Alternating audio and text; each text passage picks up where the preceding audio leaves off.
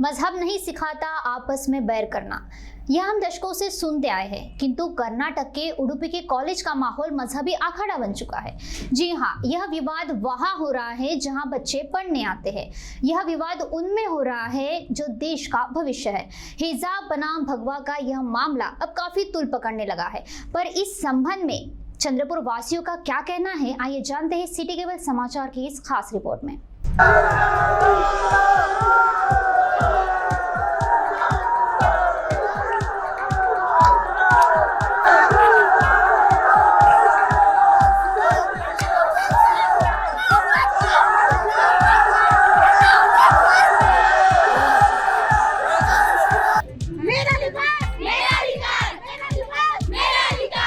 दाट आम्हाला याची शक्यता वाटते की उत्तर प्रदेशची निवडणूक डोळ्यासमोर ठेवून भाजपने हे जाणीवपूर्वक हिंदू आणि मुस्लिम यांचा जो सलोखा आहे ते बिघडवण्यासाठी असे प्रकार भाजपचं जिथे सरकार आहे ते राज्य घडवत आहे। तो मैं कर्नाटक सरकार से यही कहूंगी कि आपको हिजाब से नफरत है या मुसलमान लड़की के पढ़ने से।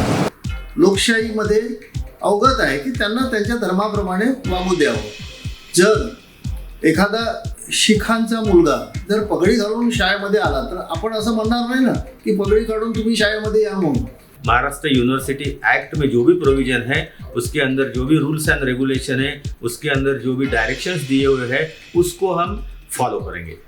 कर्नाटक में हिजाब को लेकर हुआ विवाद अब जोर पकड़ रहा है।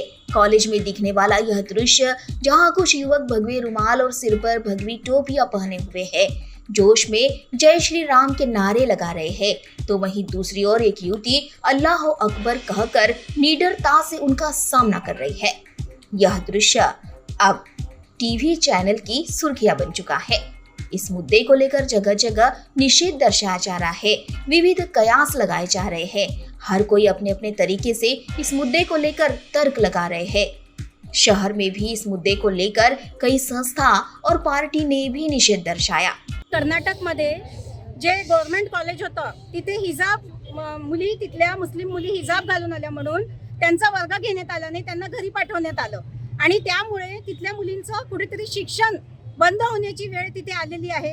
आणि आपण लहानपणापासून सर्वधर्म समभाव ही शिकवण घेऊन शाळेमध्ये शिकत असतो। आपण कधीही हा प्रकार यापूर्वी बघितला नाही, पण हा अचानकपणे हा प्रकार कसा काय समोर आला, तर आम्हाला असं दाट आम्हाला याची शक्यता वाटते की उत्तर प्रदेशची निवडणूक डोळ्यासमोर ठेवून भाजपने हे जाणीवपूर्वक हिंदू आणि मुस्लिम यांचा जो सलोखा आहे ते बिघडवण्यासाठी असे प्रकार भाजपचं जिथे सरकार आहे ते राज्य घडवत आहे। आणि दुसरा मुद्दा यामध्ये असा आहे की यामध्ये बहुसंख्यक जे लोक आहे ते अल्पसंख्याकांचा कुठेतरी दमदाटी करण्याचा प्रकार यासारख्या प्रकारातून करण्याचा प्रयत्न करत आहे। आणि महत्त्वाचा मुद्दा इथे असा आहे की शिक्षण घेणे महत्त्वाचं आहे, कपड्यांपेक्षा शिक्षण घेणे महत्त्वाचं आहे। एकीकडे पंतप्रधान म्हणतात बेटी पढाओ बेटी बचाओ आणि दुसरीकडे त्यांचं सरकार मुली कोणत्याही परिस्थितीत का असेना शिक्षणासाठी बाहेर येत असताना त्यांना त्यांच्या पहिरावामधून थांबवण्याचा प्रयत्न त्यांच्या पक्षातली लोक करत आहे। हे दुर्दैवी आहे। त्यांचा हिजाब बघण्यापेक्षा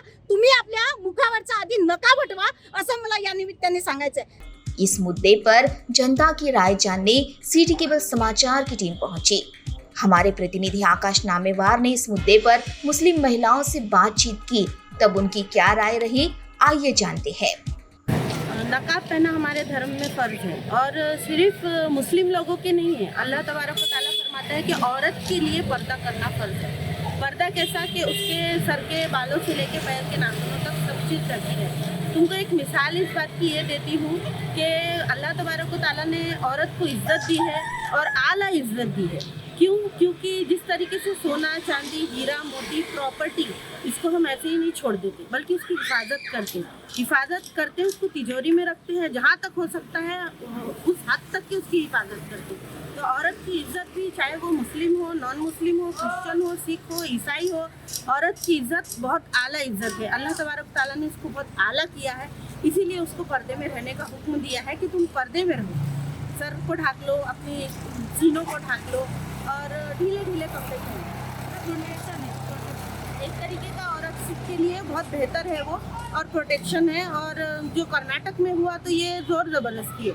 पहली बात तो पर्दे के ताल्लुक से लोगों को कोई ऑब्जेक्शन उठाना ही नहीं चाहिए। क्यों? क्योंकि ये किसी तरीके से भी बुरा नहीं है। कोई भी औरत हो, चाहे वो हिंदू हो चाहे मुसलमान हो, किसी के लिए भी ये पर्दा बुरा नहीं है। अगर उसके सर ढका रहता है तो वो सेफ है, अगर उसकी पूरी बॉडी ढकी रहती है तो वो सेफ है। और आज तो आप देख रहे हैं कोरोना काल में पूरी दुनिया में पर्दे का हुक्म हो गया है।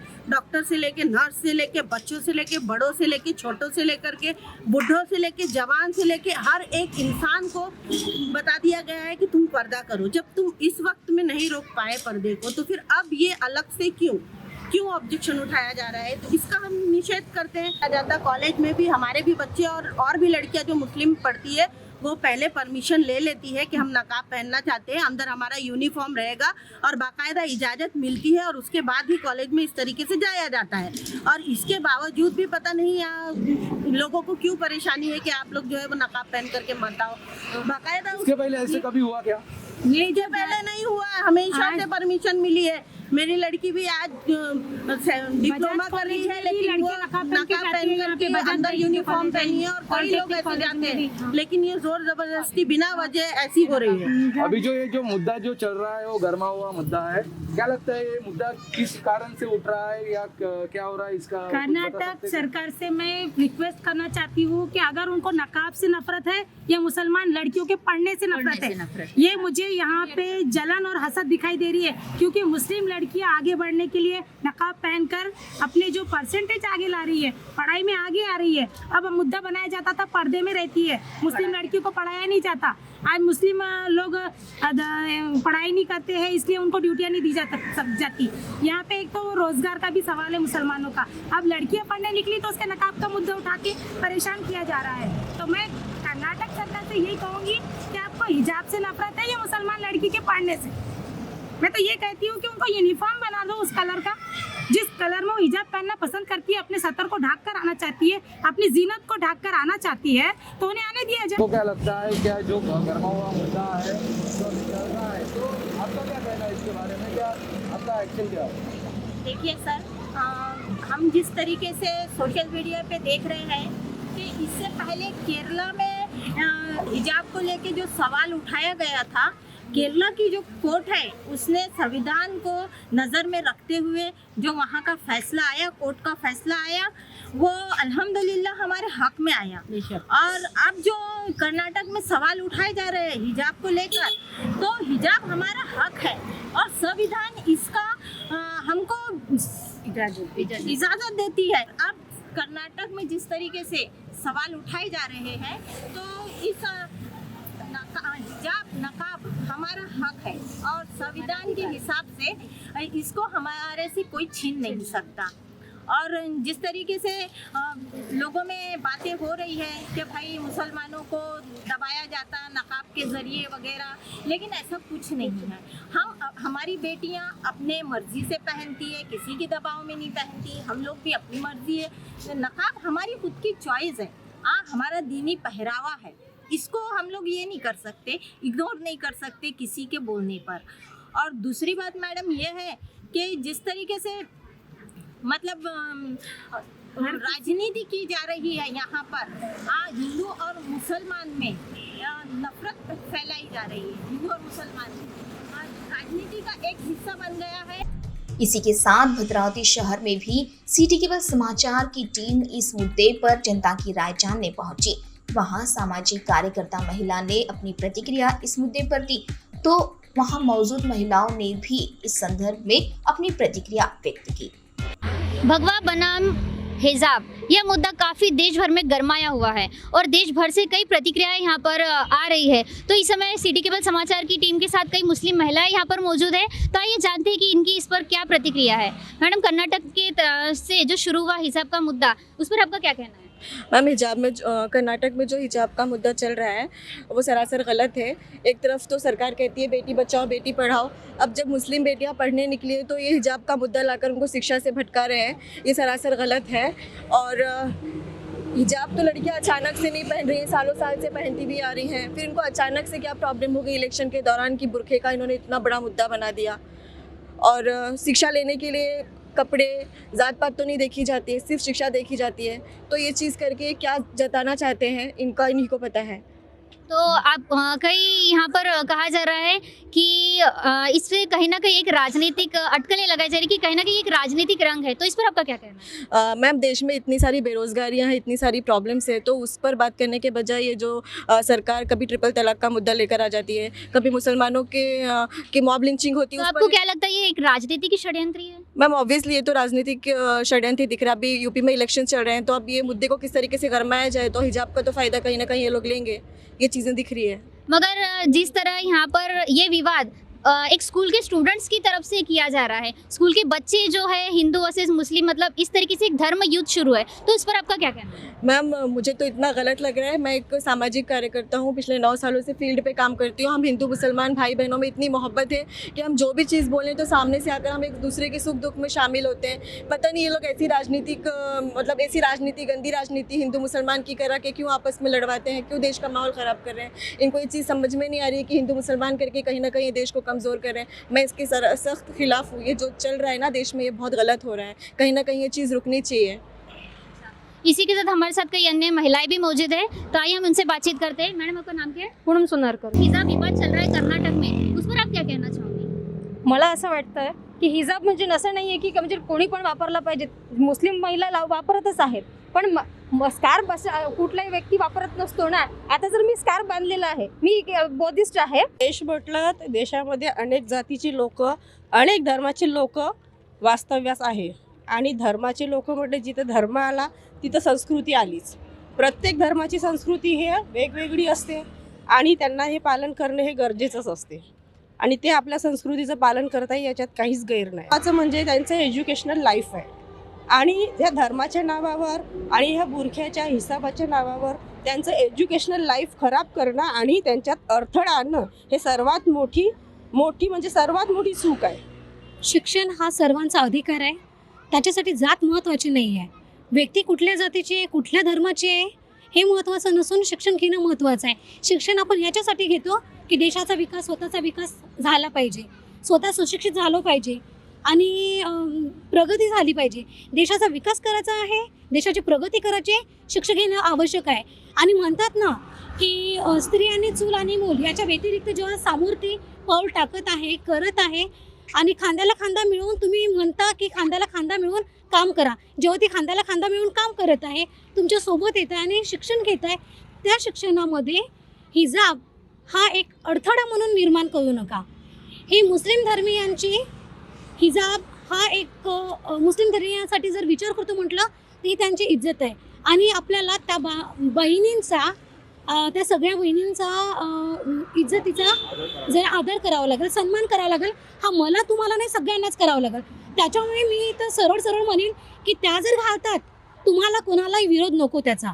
त्या स्वतःच्या संरक्षणासाठी घालतात, त्यांच्या धर्मात ते सांगितलेलं आहे म्हणून ते घालतात आणि हे आवश्यक आहे त्यांना, त्यांच्या फॅमिलीला वाटते, त्यांना धर्मात वाटते. आणि ही आजची परंपरा, आज चाललेली गोष्ट नाही, तर ही परंपरेनुसार चाललेलं आहे. ते नुसतं हिंदू धर्मातच नाही, मुस्लिम धर्मातच नाही आहे, तर प्रत्येक धर्मामध्ये आहे की प्रत्येक स्त्रियाला त्यांच्या हिशोबाने वागता येणार आहे. यह थी आम जनता की राय इस मुद्दे पर. अब रुख करते हैं महाविद्यालय की ओर. इस मुद्दे पर आकाश नामेवार से चंद्रपुर शहर के सरदार पटेल महाविद्यालय के प्राचार्य की बातचीत का दौर. अभी कॉलेज के यूनिफॉर्म के बारे में जो भी आपने कर्नाटक में चल रहा है, मैं ऐसा कहना चाहूँगा कि कॉलेज की जितनी भी एक्टिविटी होती है वो सारी एक्टिविटी कंसर्न यूनिवर्सिटी मीन्स जैसा हमारा कॉलेज गोंडवाना यूनिवर्सिटी से एफिलिएटेड है, तो कंसर्न यूनिवर्सिटी का जो भी रूल्स एंड रेगुलेशन है उसी प्रकार महाराष्ट्र यूनिवर्सिटी एक्ट में क्या प्रोविज़न है, अगर महाराष्ट्र यूनिवर्सिटी एक्ट के अंदर यूनिफॉर्म को लेकर यदि कोई प्रोविज़न है तो हम उसको फॉलो करेंगे. यदि वहाँ ऐसे कुछ डायरेक्शंस हमारे पास में एक्ट में मिलते हैं कि जो कॉलेज का यूनिफॉर्म प्रिस्क्राइब किया गया है उसके अलावा आप दूसरा यूनिफॉर्म नहीं पहन सकते, तो उसको हम फॉलो करेंगे. और कोई ऐसा इस प्रकार का अगर यूनिफॉर्म पहन के आता है और हमारे कॉलेज के एम्प्लॉय को या हमारे कोई स्टाफ मेंबर को, हमारे स्टूडेंट्स को यदि कोई दिक्कत नहीं है तो हमें उसमें कोई प्रॉब्लम नहीं है. लेकिन ये सब चीज़ें करने के पहले हम महाराष्ट्र यूनिवर्सिटी एक्ट में जो भी प्रोविज़न है उसके अंदर जो भी रूल्स एंड रेगुलेशन है, उसके अंदर जो भी डायरेक्शंस दिए हुए हैं उसको हम फॉलो करेंगे। तो वहीं शहर के जनता महाविद्यालय के संचालक जीवतोड़े ने भी इस मुद्दे पर आकाश नामेवार से क्या बातचीत की, आइए जानते हैं। डॉक्टर बाबासाहेब आंबेडकरांच्या संविधानानं जे अधिकार जनतेला मिळाले त्या अधिकारानुसार प्रत्येकाला आपल्या धर्माच्या अनुसारून शाळा असो, कॉलेज असो किंवा इतरत्र असो, आपल्या धर्माचा आदर राखत त्यांनी त्यांच्या धर्माने जे सांगितलं आहे त्या पद्धतीनं ते वागतात. यात काही गैर आहे असं मला वाटत नाही. त्याच्यामुळं हिजाब घालून कॉलेजमध्ये, शाळेमध्ये जाणं हे काही आजपर्यंत कधी कोणी हा मुद्दा काढला नव्हता. मात्र आजच हा मुद्दा विशेष करून निघून आला आहे. आणि माझं असं वैयक्तिक मत आहे की जे धर्माने त्यांना स्वातंत्र्य दिलं आहे, धर्माच्या अनुसरून जे ते त्यांच्या प्रथा आहे त्यानुसार त्यांनी वागावं, हे माझं म्हणणं औचित्याला धरू नये. नाही, आता जे मुद्दा जे चालू आहे या कर्नाटकामध्ये, हा पॉलिटिकल गेम असू शकते की काय, याचं काही सांगता येईल आपल्याला? अर्थात हे सुरुवातीपासून जे राजकीय स्वरूपाचं याला देण्यात आला रंग, त्या अनुसरून त्या कर्नाटकामधला जे हिजाबचा प्रश्न आहे आणखी चिघळून आला आहे. आजपर्यंत असा प्रश्न कधी भारतामध्ये उद्भवला नव्हता. बरोबर. आजच हा प्रश्न का? आणि जेव्हा की 5 राज्यामध्ये इलेक्शन होऊन राहिलं त्याला अनुसरून हा मुद्दा काढणं राजकीय असल्याचं माझं मत आहे. सर बरोबर आहे, कारण की या पहिले जे मुद्दा जर हिजाब आणि नकाबचा गाजलेला नव्हता, मात्र याकडे म्हणजे काही कॉलेज प्रशासनाचं या युनिव्हर्सिटी प्रशासनाचं काही आदेश आहे का, GR आहे का की नकाब पेनून म्हणजे लावून कॉलेजमध्ये यायचं नाही किंवा हिजाब पेनून म्हणजे कॉलेजमध्ये यायचं नाही, असं काही आहे का, आदेश होता का काही? असं आजपर्यंत कधी विद्यापीठाने हा मुद्दा उपस्थित केला नव्हता आणि महाविद्यालयाने देखील उपस्थित केला नव्हता. ज्या पद्धतीनं विद्यार्थी येत होते त्या पद्धतीनं त्यांना त्यांच्या हिशोबाने असा कोणतेही म्हणजे त्यांच्यावर बंधने काही लादण्यात आली नव्हती आजपर्यंत. त्याच्यामुळं हा हिजाबचा जो मुद्दा निकाला है तो गैर है, असं माझं मत है। यह मामला महाविद्यालयों की सड़कों से शुरू होकर राजनीतिक गलियारों से होते हुए कोर्ट तक पहुंच गया है। ऐसे में आने वाले दिनों में सबकी निगाहें कोर्ट के फैसले पर होंगी, मगर एक सवाल सोचने पर मजबूर कर रहा है कि स्कूल कॉलेज में शिक्षा के माध्यम से देश का भविष्य गढ़ा जाता है। ऐसे में इन शिक्षा संस्थानों को जबरन विवाद में लाया जाना क्या भविष्य के लिए सही है?